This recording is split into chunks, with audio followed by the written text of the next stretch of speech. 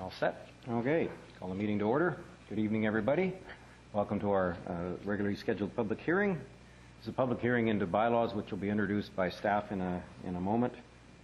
What has happened is City Council has directed that a public hearing be held on these items as is following first reading of these bylaws. So first of all, staff from the City's Planning and Development Department will present a summary of each proposed bylaw. The floor will then be opened up to anybody who has comments or want to express his or her views about that bylaw. Those who are pre-registered would get the first opportunity to speak, then we'll open the floor to anyone. Stress to everyone that this is a public hearing. It's an opportunity for anyone who has a view that they want to express to council members to make that view known. Council members are here with an open mind and are here to listen to your input. No one has prejudged the outcome of tonight's hearing or of any of these applications. But it's not a question and answer period, and it's not an opportunity to debate the merits of each proposed bylaw with any members of council, with staff, or with anyone in the audience who might be opposed to your particular point of view. So we ask you to restrict your comments to the bylaw as it sits before us tonight, to be as brief and concise as possible. We're asking speakers to respect a 5-minute time limit in order that everyone who wants to speak will be able to. You can speak more than once, but each time must be limited to 5 minutes. And that you be respectful in your submissions and not make any personal comments. There's no cheering, there's no booing. We just ask for respect in the council chambers. As chair of this meeting, I reserve the right to terminate any presentation that doesn't relate to the bylaw, that becomes abusive or becomes repetitive of views that speaker has already made known to council members. If you wish to provide a written submission, please hand it to the Deputy City Clerk prior to the adjournment of that item on the agenda. Following the adjournment, council can't receive any further information related to it. Immediately following the adjournment of the public hearing tonight, we'll have a regularly scheduled council meeting to convene in order that council can consider the items that are included in tonight's agenda, if council wishes to. And there's also one other item on that council agenda. So I'll now call on Ms. Lohr to introduce the other items on tonight's council's agenda, and planning and development staff to make a presentation on the first item. Thank you, Your Worship. The first item is a rezoning application for 405 Mundy Street for zoning amendment bylaw number 4150/2010.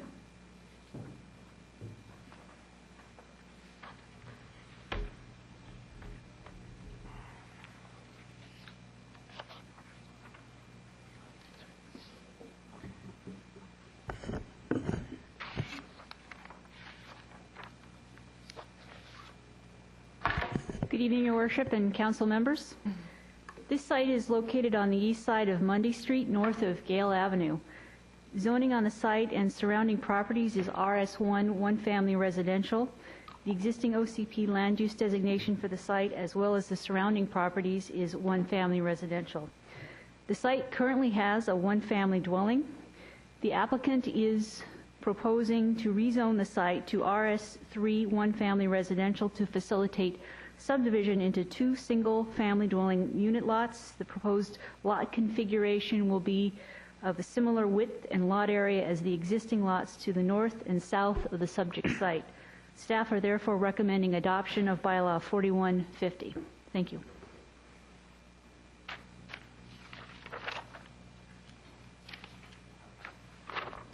Thank you very much.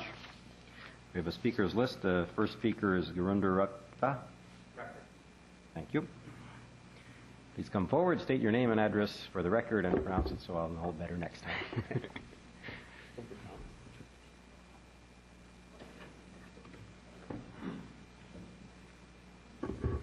Good evening, Council and Mayor. My name is Gurinder Rakra. I'm the applicant of the rezoning and subdivision of 405 Mundy Street. I'd like to start off with an overview of the current property and the surrounding areas. Currently, 405 Mundy Street is one of the largest properties on 300 or 400 block of Mundy Street. It is also larger than any property on the adjacent streets Gale and Trinity. The overall square footage is 12,500 square feet, which is a frontage of 100 feet. The current house was originally constructed in 1957. Many items from water damage envelope rotten siding, cracked foundation walls, are leaving this house in poor candidate for renovations. So we are proposing the replacement of the current house with 2 brand new character homes. So this is the current neighborhood. RS3 zone properties are shown in green.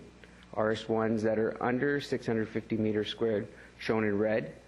RS1s that are under 15 meters wide shown in blue. And the RT1 duplex is shown in yellow. So 405 Mundy Street is currently surrounded by many smaller and narrower lots than average. So we feel that the 15-meter wide lot would blend perfectly well with the current surrounding.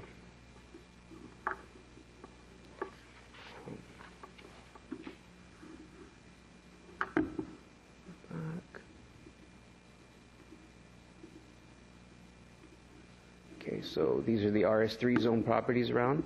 There's actually 47 properties that are located on Hickey Street. They are only 750 meters away from the proposed development. These are the RS1 properties that are under 650 meters squared. In, I believe, 1996, the bylaw changed the requirements for RS1 to be over 650 meters squared and not 555 meters squared. So these currently, there's 9 properties in the direct vicinity that are just as large as the proposed property. These are properties that are 15 meters wide or narrower. Onto the house design. So we proposed smaller homes with character versus larger homes.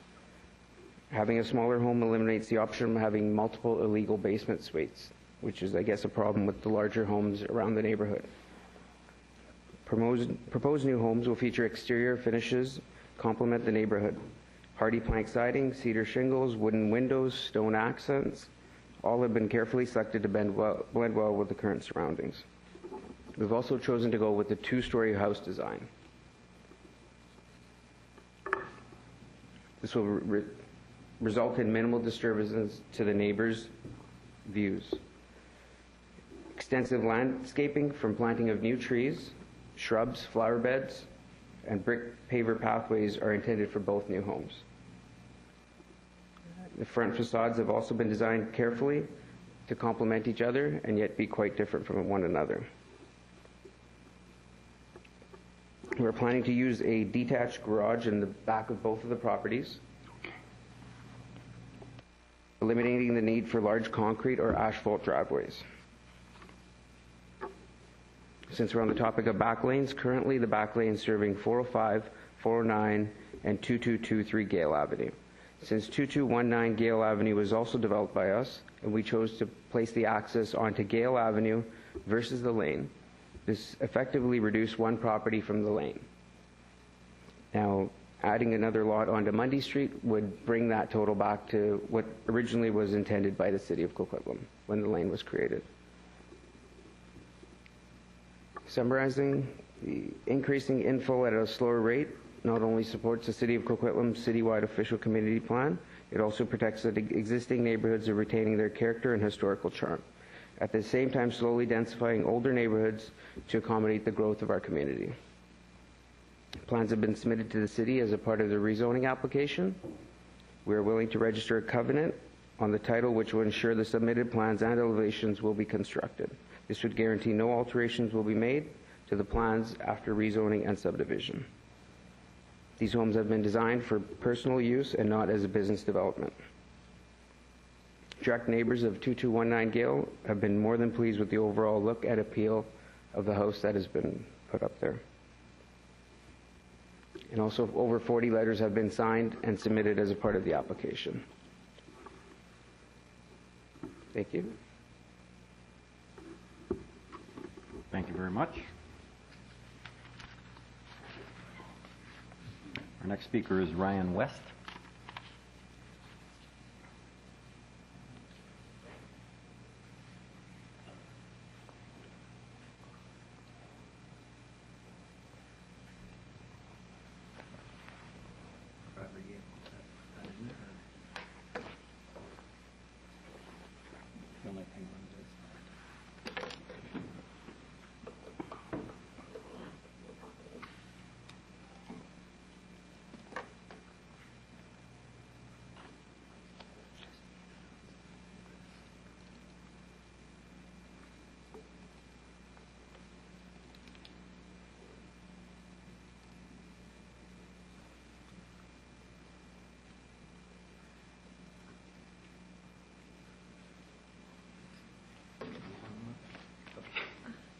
they can see it on their screens. Oh, okay.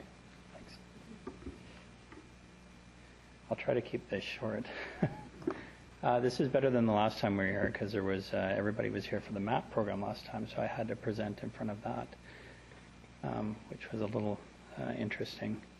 So this is the second time. The first time that we were before you, the property to the south and the property today, 405, they were trying to split the two lots into three.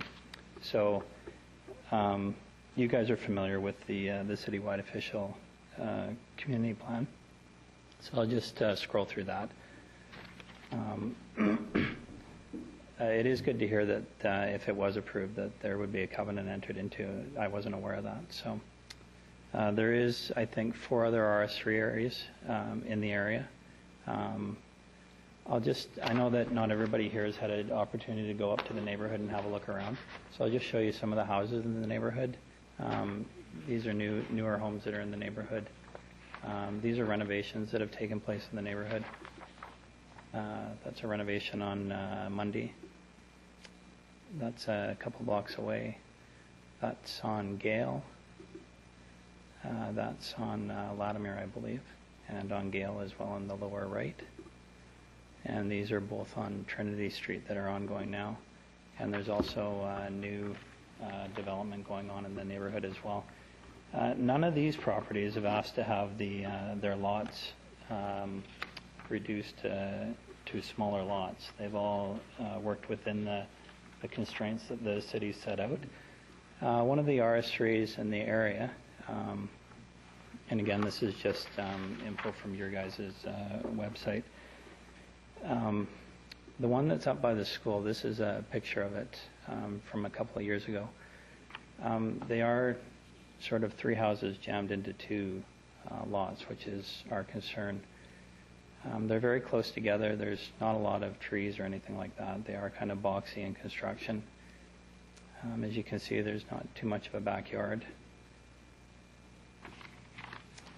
This is the lane that we're talking about adding 2 more residents to, as well as adding 2 more garages to. Currently, right now, and prior to the house being developed on Gale, the existing house that was on Gale before, that these gentlemen rebuilt, the garage had access to Gale. It didn't access this lane, so it was never meant to access that lane. My house that's on Trinity Street and the house behind me are the only 2 that have access to the lane right now. So this would in effect double traffic to the lane. Last time I was here, I said that we hadn't been visited by the developer, and to be quite honest with you, I thought that it would be probably a decent thing to be visited. Not so much after the visit; it wasn't too insightful. We got a picture of what the residents were supposed to look like. They attended my residence 3 times. When I explained that I wasn't in favor, because I thought it was fair to be upfront with them, they were very angry about that, which was unfortunate. I was also told that if I was opposed to the plan, that I was the only person opposed to the plan, and that that they would build an extremely large house on the property if this wasn't passed. And I said, well, that's well within your rights. Go ahead. The letter that was provided didn't provide for a space to not agree. It just, all you could do was agree and submit it. I'm trying to go quickly through this 5 minutes here. I guess my biggest fear is that the reason that the lot is so large is because what has happened is when they built this new house, after the initial application was rejected, they made the lot smaller, even after they were told that they couldn't proceed with it. So they sold that house on Gale, the brand new house that you saw a picture of, with a smaller lot, so that they could expand that other lot. I don't know how that happens, and I'm not a developer, so I don't know, but that's what happened. That's why the lot is so large now. There were a lot of issues with the last project, the one on Gale. There's lots of damage to the roadway by the excavators that to date hasn't been fixed. That's a picture from today. Drainage from the retaining wall empties right onto, near the sidewalk. on the bus stop. Here's a picture. It's not very good on the bottom there, but that's the area that was added or taken away from the lot on Gale Street to make this a larger property in hopes of subdividing it, I guess. I talked about this last time. Immediately when they took possession of this, all the trees were cut down. I've also talked about it's not so much an investment in our community, and you know, all the people that have done renovations in this area are heavily committed, both financially and with our families, to stay in that area. That's why we renovated, to stay there. We don't want to see these smaller lots put into place. This is, I don't have a picture, unfortunately, with the trees, but they were quite large trees. So we would argue that this application does not follow the general tenets of the citywide official community plan. If it's allowed, it'll allow for further erosion of our neighborhood, and that's what our concerns are. And again, it's not about protectionism. We realize that the neighborhood is changing, and we welcome it. I mean, everybody's renovating, and it looks, I mean, as you saw from the pictures, it's quite good.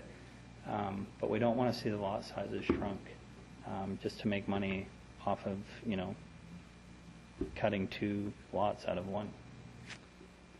So that's the end of it. Okay. Thank you. I've been a little bit generous with the time. We've got 2 questions, 2 council members with questions, starting with Councillor Sikora. Thank you very much.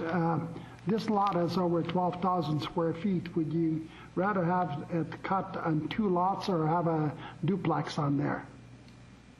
I suspect that the duplex will be the next attempt if this doesn't... No, but which one would you appreciate having on there? I don't know. I haven't really given it any thought. The reason the lot is so big, though, is because the other one was carved out and shrunk. So it's not a case of whether, you know, which one would I rather have. I would have liked to have seen the 2 lots that were the same size previous to them being built. Like, I would have liked to have seen the guy that lives on Gale right now have a bigger yard. Yeah. Why I'm saying this is the fact is that, you know, it's over 12,000 square feet. A duplex lot is normally 8,000 square feet.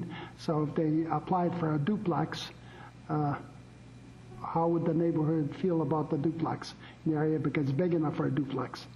I don't know. I haven't spoken to anybody in the neighborhood about that. Okay, thank you. Thank you. Councillor McDonnell. Thank you. Thank you for coming tonight, Mr. West. I hear your concerns, and I understand your concerns. My question to you is, you've obviously talked to some of your neighbors, and some of them are concerned. Do you have any type of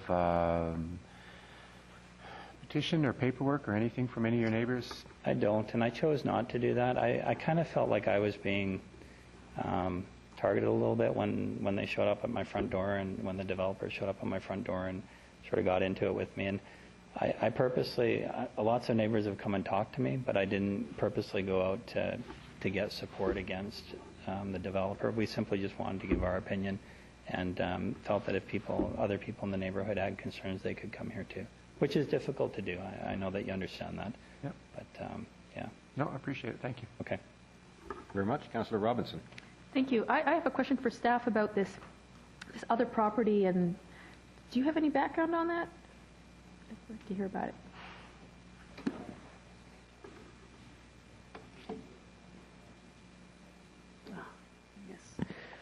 Through your worship, yes, the property to the south that the gentleman is referring to, there was a lot line adjustment done several years ago. That would be the property at 2219 Gale. 2219. Yeah. 2219 Gale Avenue. And there was a lot line adjustment. And that property, simple process for somebody to come in for a subdivision application and adjust their property line accordingly, as long as that property still meets the minimum lot area and lot width under the existing zoning, which it did. So now there's a piece that's not been developed at all. It's just a... You know, the property to the south is out of the picture at this point. Right. Okay. Thank you. Thank you. We had one other, but someone's... Okay. Okay. Fair enough. I actually know the property in question as well. I don't live too far from there. Drive by it most days, and was dismayed to see the loss of trees a couple of years ago, so I understand your concerns, and I also understand the applicant's issues, because this is a large piece of property, and so I don't see anyone else for this speaker. Thank you very much. Thank you. Mr. Phil Trasolini.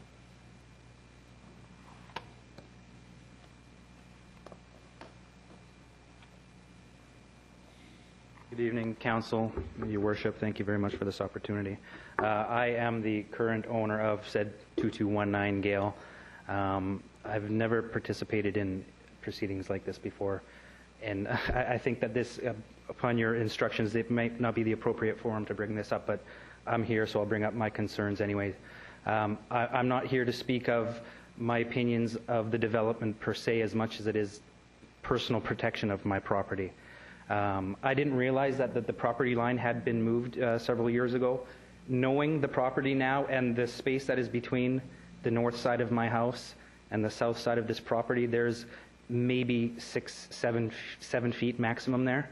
My concern is what damage am I facing if there's development on this property, particularly depending on the logistical approach they take to it and what gets developed first and how they bring machinery in there.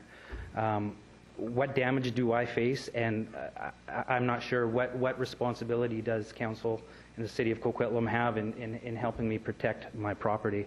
I know for a fact in the development and the building of my home, there was damage done to that retaining wall on the north side of the building. This was brought up during the purchase of the property, and I know that the retaining wall had sustained damage from equipment on that side of the fence.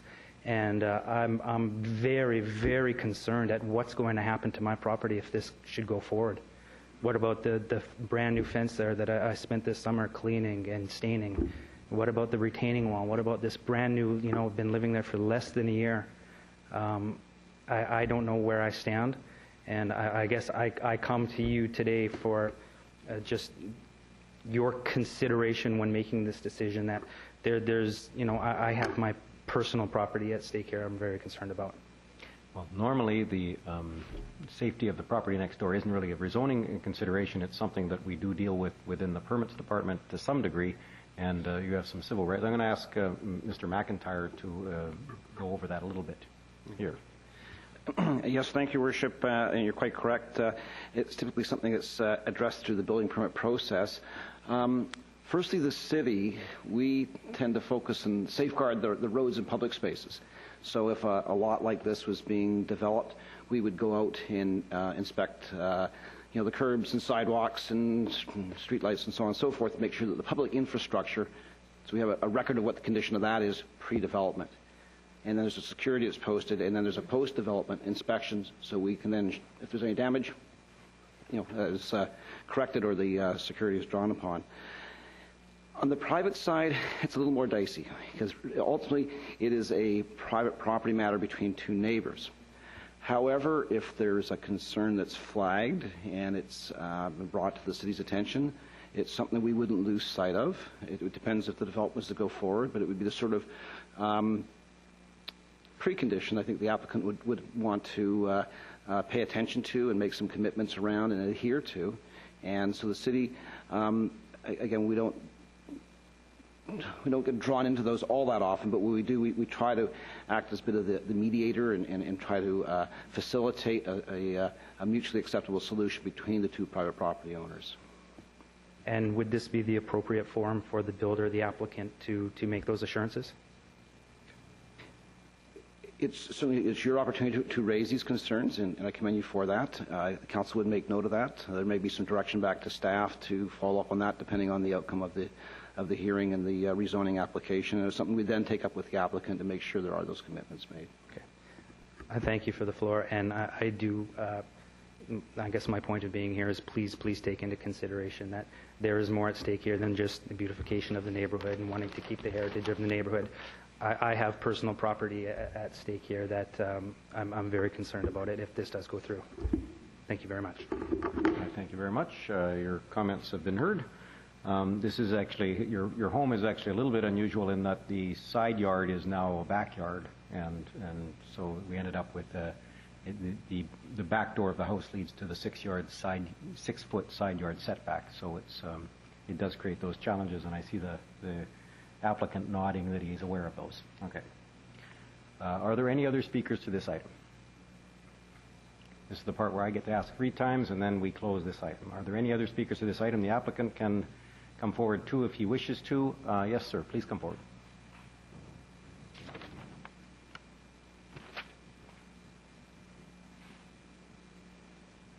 Good evening, ladies and gentlemen. My name is Pierre Dalibal. I live about 3 blocks away from this subject property.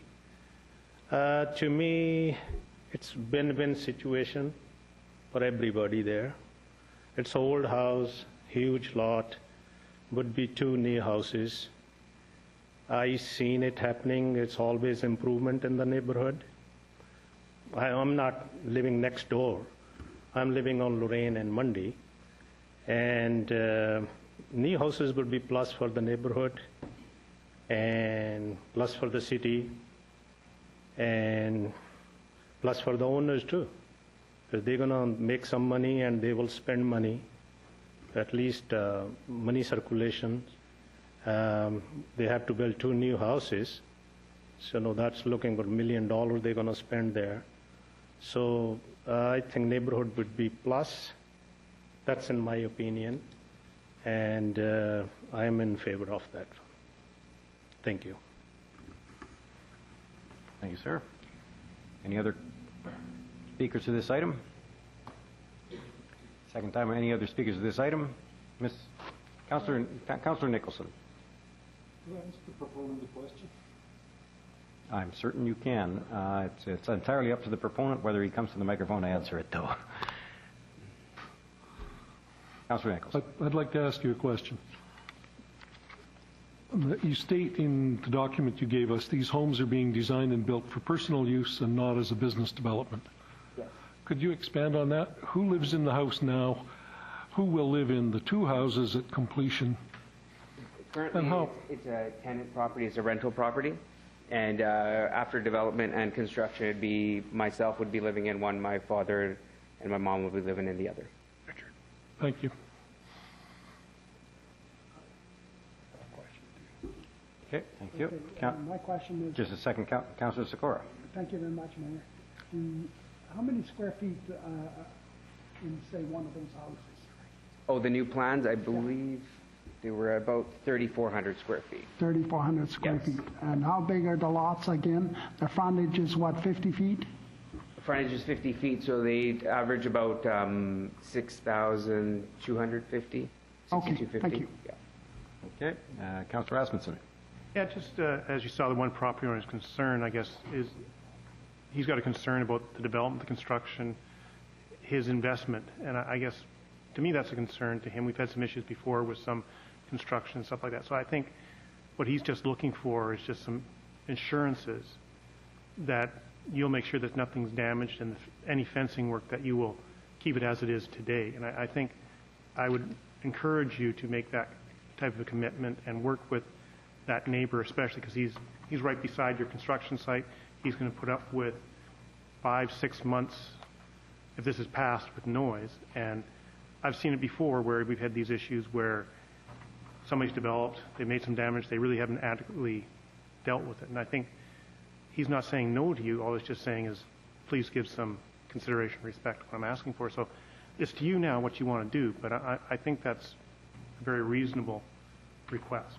Yeah. Okay. Okay. Do you have a response to that at all, or? No, it makes sense, yeah. Okay, so I hear a version of a commitment on that. Great. Thank you. Councillor Reamer.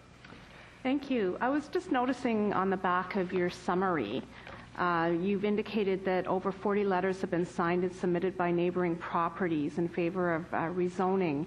Did you submit those to the city? Yes, with the application, with the rezoning application. With the rezoning application. Yeah. Okay. Thank you. See a nod from staff. Thank you. Councillor Nicholson again. Thank you. Mr. McIntyre. There you go. At the, on the back page of the submission, it indicates they're willing to register covenant on title to ensure they would build as described. Do you have a view on that? Is that something that we might request? Have we in the past, and how effective would it be? Through the chair, it's legally possible. Under the Land Title Act, you can enter into a covenant, either positive or negative. Usually more through subdivision applications, but with rezoning, the city has a fair bit of latitude. And if the applicant is proposing to enter into this to address concerns and to show commitment to follow through with what they're proposing, it would seem to be the appropriate legal device. If I could, maybe I'll turn to the staff that we're working more directly with the applicant, and perhaps they can comment as well, either Raul or Erica, if you wish. Yes, Your Worship. On table right now is I believe, third reading and final reading as well. So in terms of adding a requirement, we could add a building scheme, restrictive covenant with a building scheme to ensure that the design is appropriate, and we could do that at subdivision. So prior to subdivision of the lots, we would then register concurrently with the subdivision a building scheme which addresses the design elements that the applicant has indicated, including the treatment of the homes, the roof material, quality material. Typically, it's limited to the exterior treatment and design, but I think that's a big part of the comments presented here today. So we could do that as part of the subdivision application. Thank you. Thank you. Seeing no other questions, last chance. Are there any other speakers to this item? Any other speakers? Last chance. Seeing none, third and final time, I declare this item closed. Madam Clerk. Item 2 is a zoning amendment application for 1450 Dayton Street, bylaw number 4157, 2010.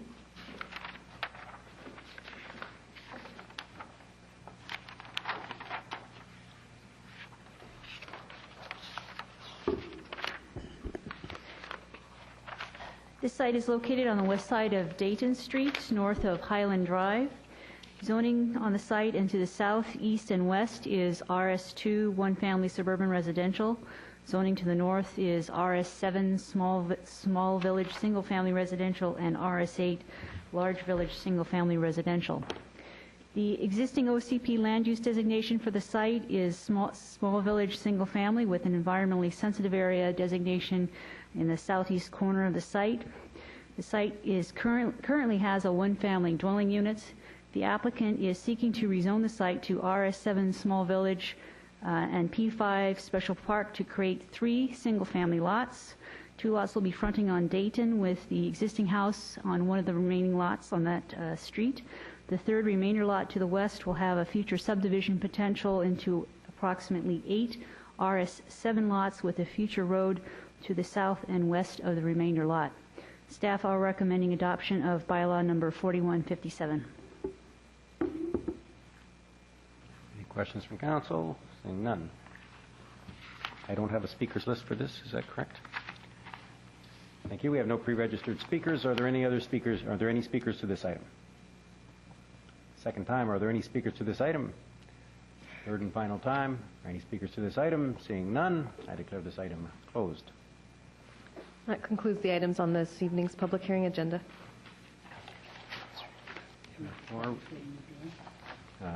Councillor Sikora moves adjournment, seconded by Councillor Asmundson. All in favor?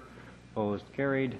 We'll convene a city council meeting in 1 minute, please.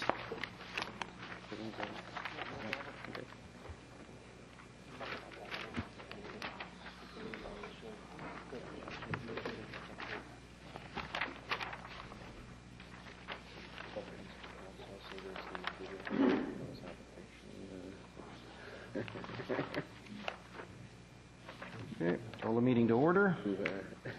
Your Worship. Oh, yeah, all right.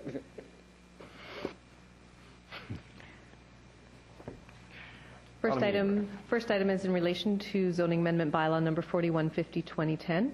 Staff recommendation is that council give second, third, fourth, and final readings to City of Coquitlam zoning amendment bylaw number 4150, 2010.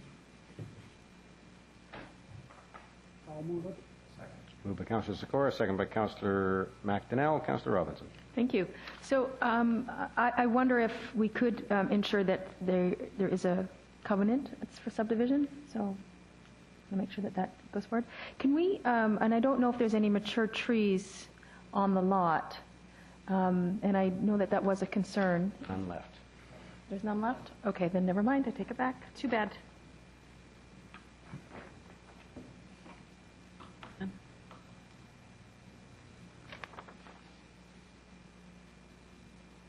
Actually, on that point, sorry, the hedge in the back, that's simply a hedge, is it? It looks like, it doesn't look like trees, it looks like a hedge. Okay.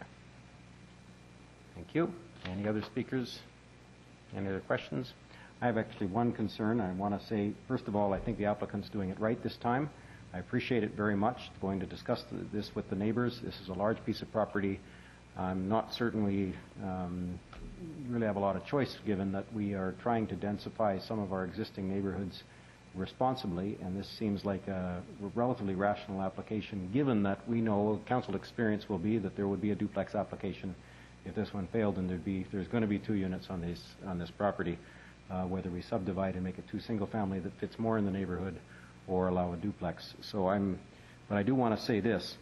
It frustrates me, and it makes me almost want sometimes to vote against an application when I see an applicant come in and take down all the mature trees that aren't in the building envelope prior to making applications. That doesn't improve your chances, I'll tell you. From my perspective, sometimes it makes your chances a little bit less, and that might not have been the purpose, but it might not have been the goal, but it does. I know it frustrates members of council. Councillor Nicholson. Thank you. Just for my absolute certainty, Councillor Robinson asked about making sure there was a covenant on, or a building scheme, or whatever we choose to call it. Is that an amendment to this motion? Is an amendment needed? How do we make sure this actually happens? Your Worship, Council can add a requirement that prior to subdivision approval, a building scheme be registered on the 2 lots to ensure an appropriate character and design of the 2 new dwellings. Moved by As Councillor moved Nicholson. by Councillor Robinson and seconded by me. As Councillor Nicholson reported. Moved by Councillor Robinson and seconded by Councillor Nicholson that a building scheme be registered at subdivision, as we wouldn't be able to register one at zoning. Any further discussion on that amendment? No, thank you. All in favor of the amendment? Opposed? Carried. Back to the motion. Any further discussion on the motion? Anybody else? The motion is second and third reading. All in favor? Opposed? It's carried unanimously. Item 2 is bylaw number 4157. Sorry, that was second, third, and fourth and final. My apologies. That included fourth and final. Is there any question? Okay, we'll do it again. Second, third, fourth, and final. All in favor? Opposed? Carried unanimously. Item 2, bylaw number 4157, 2010. The recommendation is that council give second, third, and fourth and final readings to City of Coquitlam zoning amendment bylaw number 4157, 2010. So moved. Moved by Councillor Sikora, second by Councillor Reamer. Discussion. All in favor? Opposed? Carried unanimously.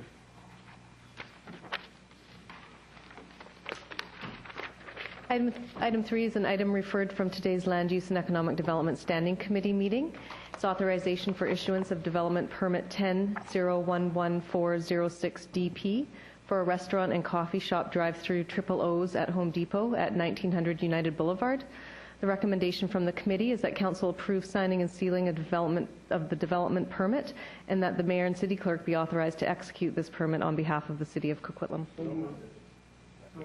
Moved by Councillor Asmussen, second by Councillor Nicholson. Discussion. Apart from mouth-watering, all in favor? Opposed? Carried unanimously. Item 4 is an on-table item, Disability Issues and Multiculturalism Advisory Committee appointments. The recommendation is that council approve the citizen appointments to the Disability Issues and Multiculturalism Advisory Committees as attached to the report of the Deputy City Clerk dated October 22nd, 2010. Moved by Councillor Reamer, seconded by Councillor McDonnell. Discussion. All in favor? Opposed? Carried unanimously. I want to, on behalf of council, thank what looks like 26 members of the public who are going to be serving on these two committees for their work in advance. That concludes all of the formal items on tonight's agenda. Moved by Councillor Sikora, second by Councillor Asmundson to adjourn. All in favor? Opposed? Carried unanimously. Thank you all for coming.